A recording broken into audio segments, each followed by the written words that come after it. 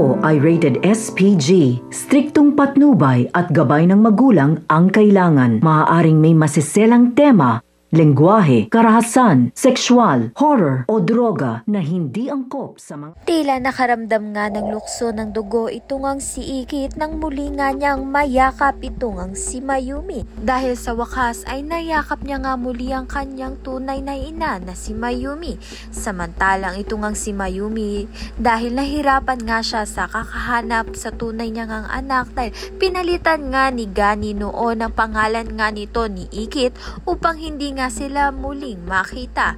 Kaya naman nga't nahirapan itong si Mayumi na mahanap nga itong si Ikit. At ngayon nga'y muli na nga silang magkasamang mag-ina. Sa kabilang banda naman nga nagtangka ngang tumakas itong ang si Soraya at si Angela kasabwat nga ng mga tauhan nga nila.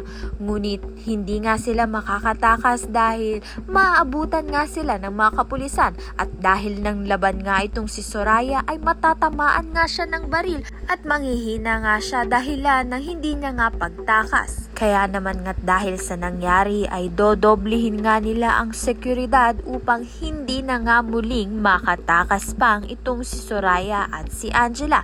Samantalang nanliligaw na nga parehas itong ang si Drew at si Matthew dito nga kay Ikit at na kay Ikit na nga lang ang huling salita kung sino nga ang pipiliin niyang mahalin. O di kaya wala siyang mapili dito nga kay Drew at kay Matthew dahil nga imposibleng mangyari yon dahil magkakapatid nga sila sa ina. Kaya naman nga't yan at iba pa ang dapat nating pakaabangan. Maraming salamat sa iyong panonood.